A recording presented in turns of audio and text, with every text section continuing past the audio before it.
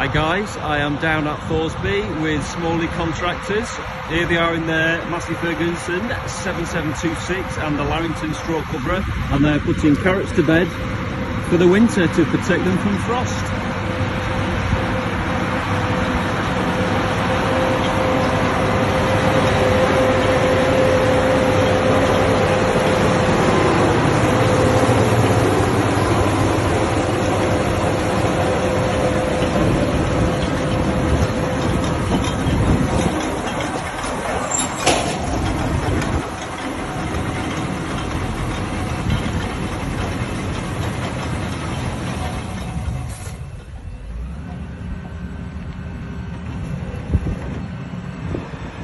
It needs that bale to drop over, so it's just pushing it down. Yeah, you saw one of these machines, a similar one of Jones, the other week that I put on, but this is a different one, the Larrington. I thought it was worth showing you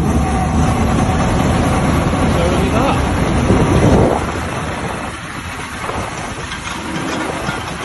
I'll put a link to Thorsby in the description as well.